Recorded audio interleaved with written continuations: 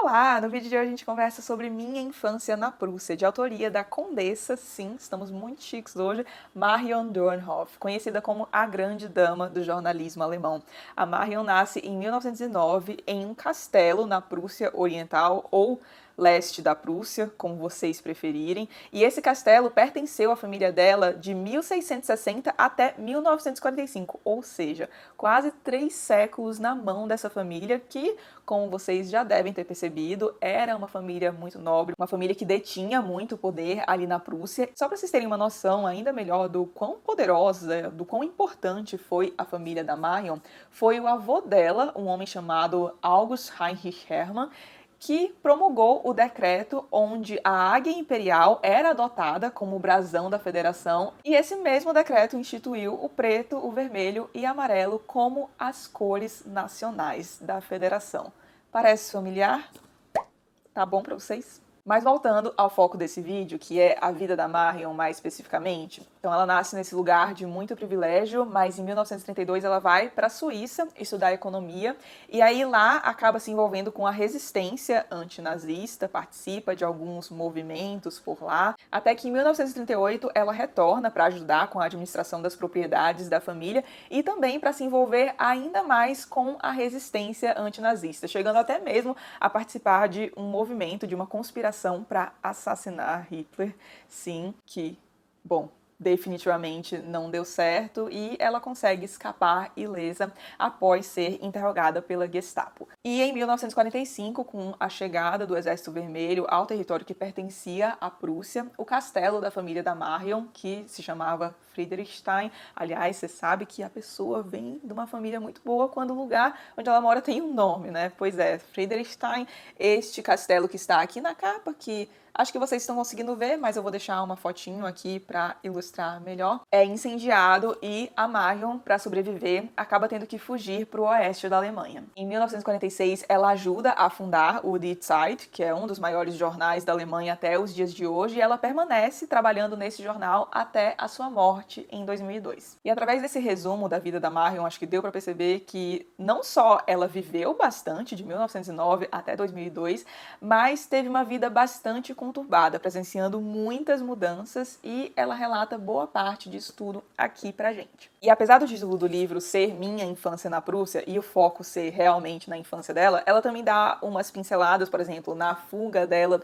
dos nazistas e um pouco também na vida mais adulta dela, digamos. E o livro é como se fosse uma reunião de diversos ensaios sobre alguns períodos da vida dela, sobre algumas vivências que ela tem. E ela já começa o livro apresentando a família dela, que era muito ilustre, e ela apresenta de um modo muito legal, falando que na família dela tinha tipo um joguinho que era quantos apertos de mãos te separam de fulano. Então, por exemplo, eles se perguntavam, quantos apertos de mão te separam de Goethe? E aí a Marion tinha condições de basicamente derrotar qualquer outro jogador, porque a origem dela remontava muito no passado. Queria ler um trechinho aqui pra vocês, na página 9. Eu tinha condições de derrotar todos os outros jogadores, pois quando nasci, meu pai tinha 64 anos e seu pai, quando ele nasceu, 48. Em outras palavras, o ano do nascimento de meu avô foi 1797, o que, sem dúvida, era extremamente vantajoso para os fins de nosso jogo de salão. E não somente tinha essa questão do pai dela já ter vivido muito quando ela tinha nascido, bem como o pai dele antes dele,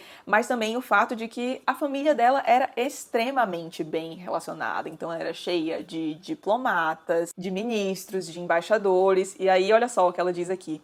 Não era difícil comprovar que apenas 3 apertos de mão me separavam de Humboldt, Schadow, Hauch ou Goethe. E depois de ter apresentado um pouco a família dela, ela fala de como as coisas eram durante a infância dela, e já por aí, em pouquíssimas páginas, dá pra ver que a Marion vivenciou realmente muitas transformações, porque ela diz logo no comecinho que quando ela era criança, os descendentes do antigo regime pisaram no castelo dela, no castelo da família dela, no caso. Até porque até o fim da Primeira Guerra Mundial, a Alemanha, que na verdade não era nem a Alemanha, era o Império Alemão, era basicamente uma sociedade semi-feudal. Então ela fala aqui de que a economia era amplamente não monetária, a nobreza ainda tinha muita influência no corpo social, então muitas posições de prestígio, militares, administrativas, etc., eram todas ocupadas pela nobreza, e ainda tinha aquela coisa de quando os tempos começaram a mudar e aparecia alguém que não era da nobreza ocupando um cargo de destaque, os outros nobres que ocupavam os cargos ali ao redor ficavam olhando para aquela pessoa e se questionavam se ela seria capaz de ocupar aquele cargo, porque afinal de contas, ela não era da nobreza. E aí já dá para perceber que era uma sociedade bastante hierárquica também, e isso se estendia até a criadagem que trabalhava no castelo da família da Marion. Então ela mostra aqui pra gente que tinha meio que aquela cena bem antigo regime mesmo, dos cavalos negros lá na carruagem, chegando na porta do castelo, trazendo nobres ilustres que os visitavam. E ela comenta que para cada tipo de nobre tinha uma recepção diferente. Se tinha uma espécie de escalão, uma espécie de hierarquia dentro da própria nobreza, com critérios bastante bizarros e que não fazem muito sentido, para falar a verdade. Ela até comenta sobre isso aqui, que eram instituídos, e aí, dependendo do quão nobre a pessoa fosse, ela tinha uma recepção diferente lá. Então, se fosse nobre, mas não tão nobre assim, a pessoa ficava num quartinho pior, a refeição que era servida não era tão boa, mas se era nobreza mesmo, alta nobreza, aí ficavam nos melhores quartos, a refeição era muito melhor. Ela comenta, inclusive, que a melhor comida era guardada para quando eles tinham visitas, que apesar de serem nobres, no dia a dia eles não tinham o costume de comer com muita pompa, isso era reservado para quando tinha que ter a questão das aparências, né, para mostrar o poder da família frente aos visitantes. E aí isso se estendia, como eu falei aqui também, para a criadagem. Então, por exemplo, a cozinheira não comia no mesmo lugar que as faxineiras. Os criados também não sentavam à mesa com os patrões. E é bem nesse ambiente que ela cresce, só que ela vive até 2002. Então vocês imaginem aí o tanto de mudança que essa mulher não vivenciou, né? E é muito legal o retrato que ela pinta desse castelo, porque é meio que como se a gente estivesse andando pelos corredores, sabe? Porque ela fala que tinha aquela clássica parede de um corredor que se estendia bastante, com aquelas fotos da família, sabe? Com as fotos dos ancestrais dela. Ela fala também de alguns ilustres visitantes que o castelo recebia e conta a história de alguns deles. Algumas histórias são bem interessantes, aliás, e muitas dessas histórias foram encontradas em um lugar do castelo que era chamado pelas crianças de Sala Tosca. Esse lugar era basicamente um cômodo bem grande com diversas caixas e objetos que as diversas gerações que passaram por aquele castelo foram deixando. Então, tinha, por exemplo, alguns documentos ali, tinha alguns objetos também de coleções que as pessoas começavam e não terminavam. E aí, por conta da tese de doutorado da Marion, que era justamente para investigar como que foi possível que propriedades tão grandes como o castelo da família dela pudessem ter surgido ali no leste da Prússia, ela acaba recorrendo aos documentos que tinham naquela sala. E só para vocês terem noção, ela acha uns documentos nível os diários do bisavô dela, que foram escritos de 1790 a 1815, e o avô dela simplesmente negociava com Napoleão. E ele retratava essas negociações nos diários. Então, imagina que legal ter acesso a esse tipo de coisa. Um outro ponto ao qual a Marion chama bastante atenção na infância dela é a questão dos costumes, que era uma coisa muito forte ali. Principalmente porque a mãe dela vinha da corte da imperatriz. Então, imaginem vocês o nível de exigência dessa mulher. E pra mim, essa parte foi especialmente legal pra entender algumas coisas da época, principalmente quando eu tô lendo livros de literatura de língua alemã, porque... E aí você tá o exemplo do Tenente Kustler aqui. Eu fiz resenha já para essa novela do Arthur Schnitzler, eu vou deixar aqui no link para vocês, vou deixar linkado aqui na descrição do vídeo para vocês. E lá, basicamente, não é spoiler, tá? A gente fica sabendo disso bem no comecinho da novela, e na sinopse tem isso também. Basicamente, a gente tem como protagonista um tenente do exército que quer se suicidar porque ele, na visão dele, tem a sua honra ferida. E aí pode parecer um pouco exagerado pra gente, né, nos dias de hoje, na nossa sociedade, ver isso. Nossa, gente, mas que exagero, né? Que besteira chegar a esse nível por conta da honra ferida. Só que a Marion fala aqui pra gente que um dos principais pilares desse código moral que vigorava à época era justamente a honra. E olha só o que ela fala aqui. No centro daquele código de conduta estava a honra.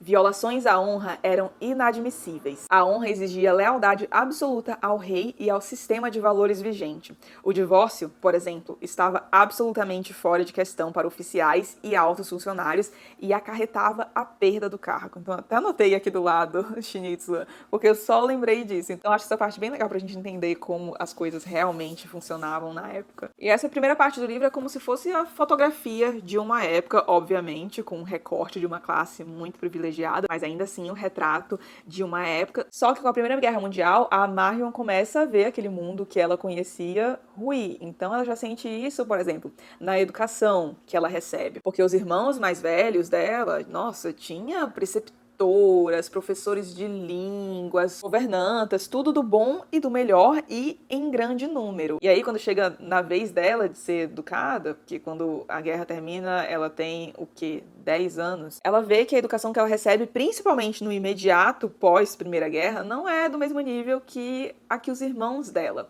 receberam. Então, por exemplo, no imediato pós-guerra, não tinha preceptores que davam aula para ela, professores particulares, etc. A educação dela ficava meio que ao cargo de quem podia. Então, quem estava com tempo livre ensinava alguma coisa ou outra para ela. Era o pessoal ali da propriedade que dava os pulos para educar a menina. E conforme os anos vão passando, ela vai vendo algumas inovações sendo introduzidas muito rapidamente na vida dela. Então, por exemplo, não tinha automóvel, não tinha rádio, não tinha TV, não tinha luz elétrica, e aos poucos essas coisas vão chegando ali até que passam a fazer parte do cotidiano dela. E ela se mostra admirada ao perceber essas coisas acontecendo, porque não há tanto tempo ela ainda não tinha acesso a nada daquilo que, a partir de certo momento, começou a fazer parte da vida cotidiana dela, ainda mais na posição de privilégio dela, cuja família, muito provavelmente, foi uma das primeiras ali da região a ter acesso a essas inovações. E aí, quando ela vai entrando em contato com o mundo exterior, digamos, ela começa a ver o papel da família dela na sociedade, o lugar dessa família na sociedade, porque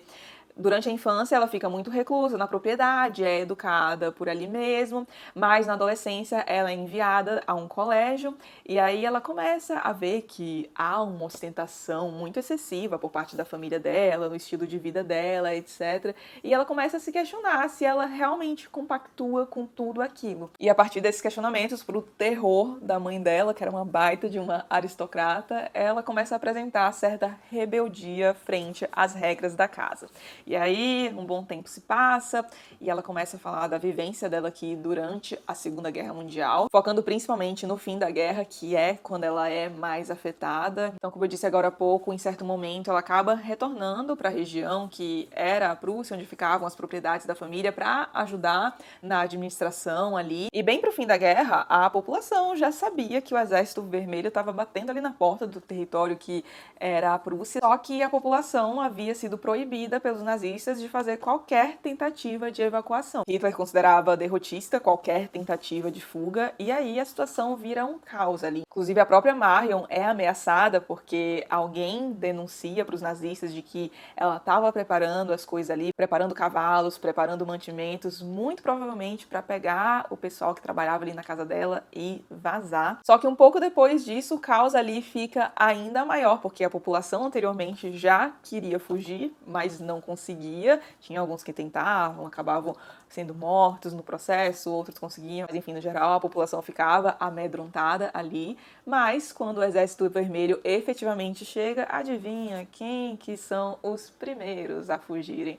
Eles mesmos, o exército nazista, que inclusive estava proibindo a população de fazer qualquer tentativa de evacuação. Essa é, na minha opinião, a melhor parte do livro, porque a Marion realmente consegue te transportar para aquele lugar. A narração dela aqui se destaca bastante do resto do livro, inclusive a gente já fala sobre isso, mas queria ler alguns trechinhos aqui para vocês terem uma ideia. Página 209. E foi assim também que ilusões apoiadas no argumento, mas não pode ser que tudo tenha sido em vão, deram ensejo à proibição de qualquer medida destinada a evacuar a população civil. Nem mesmo crianças ou bagagens podiam ser despachadas. E foi assim que se originou aquela situação caótica, o turbilhão pelo qual eu também fui arrastada, e no qual confluíram 3 grandes ondas. Um exército destroçado batendo em retirada, a fuga improvisada da população civil e a invasão de um inimigo ávido por retaliação e disposto aos mais extremos atos de crueldade. Sobre Hitler, olha o que ela diz frente a essa situação, né? Todo mundo tentando fugir. Nunca antes o líder de um povo fez tão bem o papel de seu inimigo. Nunca antes o comandante supremo de um exército levou seus próprios soldados, centenas de milhares de soldados, à morte com uma estratégia tão amadorística. Nunca antes alguém que afirmava ser o pai da nação conduziu pela própria mão seu povo para o matadouro e impediu qualquer possibilidade de fuga. Ele, que dizia que o espaço vital dos alemães era pequeno demais, ele, que partiu em busca de sua ampliação, privou milhões de alemães de sua pátria de centenas de anos e reduziu a Alemanha a um mínimo. E aí acaba que, para poder sobreviver, a Marion acaba fugindo com praticamente só seu cavalo, a roupa do corpo, e para enfrentar um frio que chegava a menos 30 graus. E depois que tudo isso acaba, o que ela diz? Foram necessárias décadas para que eu aceitasse intimamente o que sobreveio mais tarde. A perda da pátria. Isso me lembrou muito o Zweig, porque tem um pouco essa atmosfera, sabe? De o mundo que existia antes e que em pouquíssimo tempo ruiu completamente. O livro ao qual eu estou me referindo do Zweig já tem resenha aqui no canal, chamado Autobiografia, O Mundo de Ontem. Foi a minha melhor leitura de 2020, um dos meus livros favoritos da vida. Deixarei aqui o link da resenha para vocês, caso alguém tenha interesse. Aliás, para quem se interessa por esse período entre guerras, Primeira Guerra Mundial, Segunda Guerra Mundial, aquele livro é a melhor coisa que você pode ler.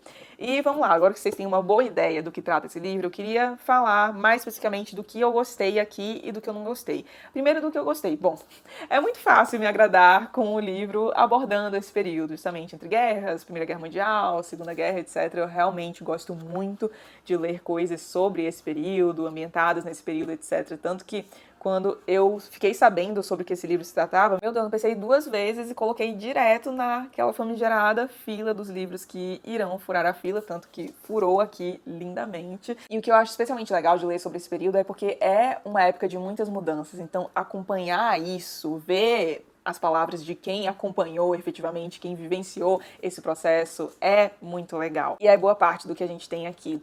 Acho que as minhas partes favoritas do livro, além da parte em que ela narra a fuga dela e a calamidade ali da situação no fim da Segunda Guerra Mundial, é quando ela fala da criação dela, mais especificamente quando ela fala do papel que a criadagem teve na educação dela, porque tem um ponto do livro em que ela fala, pensando aqui em retrospecto, eu acho que eu nem aprendi muita coisa com os meus pais, eles sempre estavam mais distantes, mas em compensação com a criadagem eu aprendi muito e devo muito a eles. E aí ela até fala de algumas pessoas específicas e é muito legal ver o carinho que ela tinha com essas pessoas e que essas pessoas também tinham por ela, porque a relação ia desde coisas bobas, como por exemplo, ela queria fugir da aula com a preceptora chata. E aí tinha o pessoal que morava ali que ajudava a escondê-la na aldeia que ficava em redor da propriedade onde os trabalhadores moravam, né? Até ensiná-la algumas coisas mais práticas, como, por exemplo, mexer no carburador de um carro, conseguir manejar uma hortinha. E ela se refere a muitos dos que trabalhavam na propriedade como os verdadeiros mestres. É bem bonitinha essa parte, é bem legal ver algumas lembranças engraçadas também de infância dela. E agora vamos para o que eu não gostei do livro. Principalmente no começo, eu acho que as coisas ficam um pouco, eufemismo para muito, desconexas. Então, por exemplo, num parágrafo ela tá falando de uma coisa, aí no outro ela começa a falar sobre uma coisa completamente diferente, sem um encadeamento muito legal. E eu acho que esse aspecto da falta de conexão entre as coisas ficam ainda mais evidentes quando ela troca de ensaio, digamos. Eu disse aqui que principalmente a primeira parte parece uma reunião de ensaios, não é? Então, apesar de muitos tratarem da infância dela, parece que não tem muito uma unidade, sabe? Eu acho que ela não consegue fazer essa conexão muito bem aqui no começo.